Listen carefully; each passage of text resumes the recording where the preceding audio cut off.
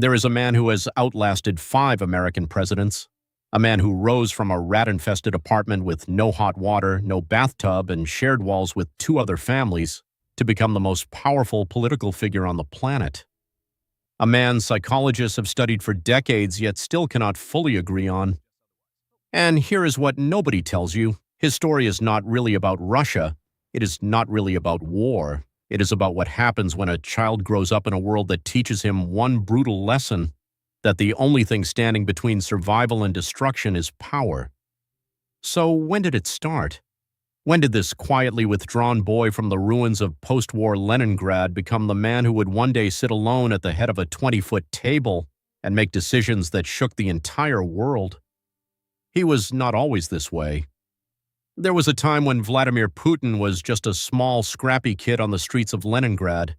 Not feared, not powerful, just another child of a city still bleeding from the wounds of World War II. His mother, Maria, had nearly starved to death during the 900-day Nazi siege of that city.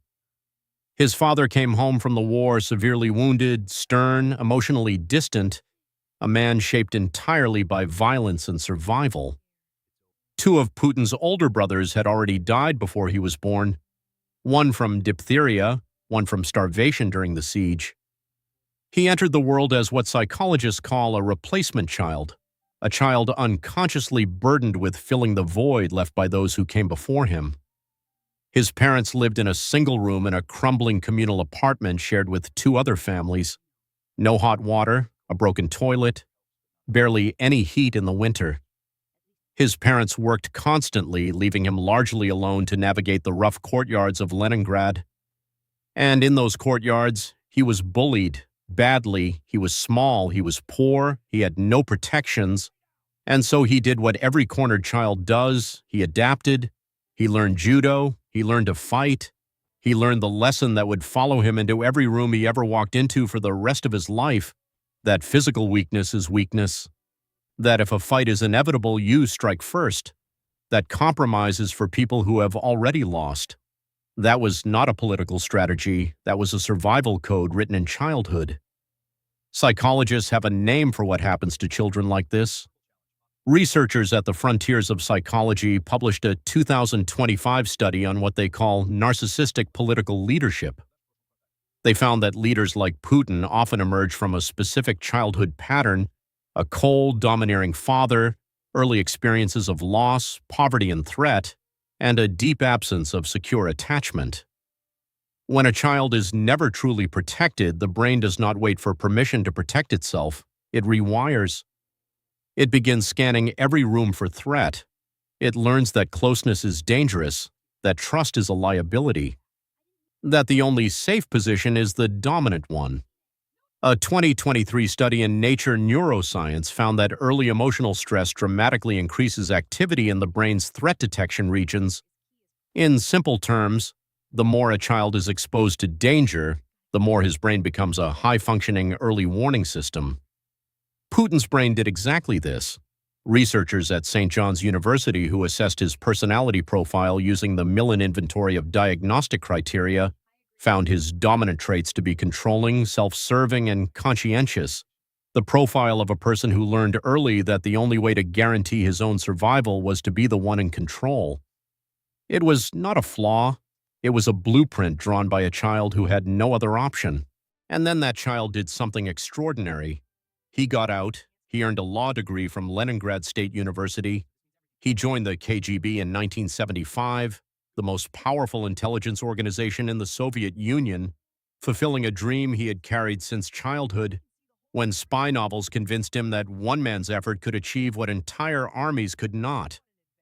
He served as a foreign intelligence officer for 16 years.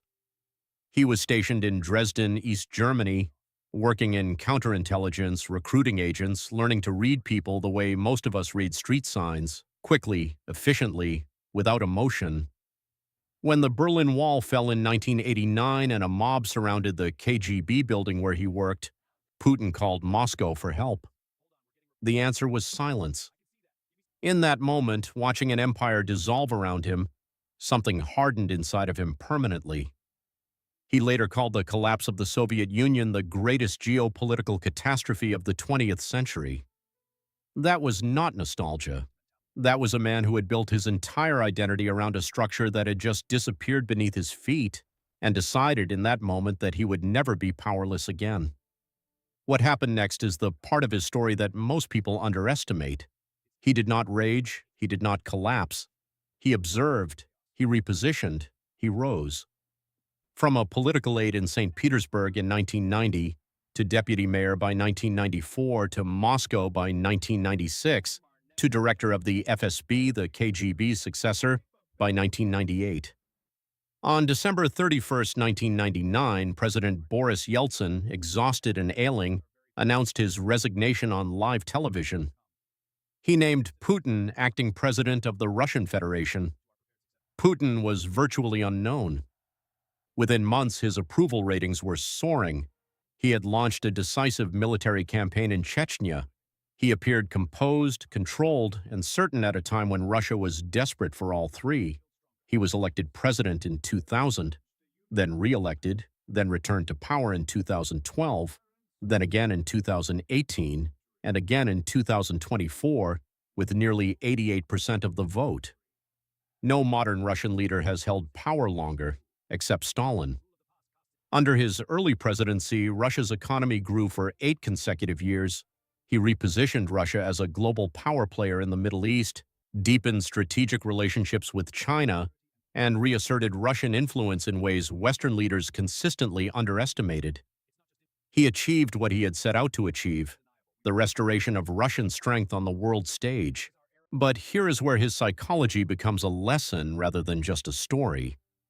Because the very traits that drove Vladimir Putin to the top are the same traits that make him, according to researchers, deeply dangerous to those around him. Studies on authoritarian leaders found that they consistently score higher on what psychologists call the dark triad: narcissism, Machiavellianism, and psychopathy, low empathy, high control, manipulation through fear rather than through trust. When he first met German Chancellor Angela Merkel, he deliberately brought his large dog into the room, knowing she was terrified of dogs. Not by accident, not by oversight, by design. When opposition leader Alexei Navalny became a threat, he was poisoned. When political rivals challenged him, they disappeared from relevance or from life. This is not strength. This is the behavior of a man for whom every relationship is a zero-sum game, because that is precisely what his childhood taught him. That if someone is winning, you are losing. That there is no such thing as trust without the threat of consequence beneath it. Psychologists describe this pattern plainly. It is called reactive narcissism, built not from genuine superiority, but from a wound so deep it disguised itself as invincibility. The boy who was cornered by rats in a stairwell. The boy whose world taught him that showing softness meant being devoured. That boy never really left the building, he just found a much larger stage. So what do we actually learn from him? We learn that childhood does not stay in the past. It travels forward with us, disguised as personality, as instinct, as decision-making. It shapes how we see threat, how we respond to vulnerability, how we define strength. We learn that intelligence and damage are not mutually exclusive. Putin earned a law degree. He mastered multiple languages. He read people with extraordinary precision. None of that dissolved what was underneath. We learn that power without empathy is not leadership. It is control. And control, however impressive it looks from the outside, is always fear wearing a mask. And perhaps most importantly, we learn this. The lessons a child is given about the world do not have to be the lessons they pass on. Putin's childhood wrote a story of survival through domination. But every person watching this has within them the capacity to examine the blueprints drawn in their own early years and choose which ones to keep building from and which ones to finally put down. The rat in the stairwell taught Putin never to be cornered again, but it never taught him that some doors, if you choose to open them rather than guard them, lead somewhere far greater than power. That is the quiet tragedy of his story, and the quiet lesson in ours. If you like our video, do hit the like button and subscribe to our channel for more such amazing videos. Share your thoughts in the comment section. How did you like this video? And tell us which topic you would like to watch in future videos.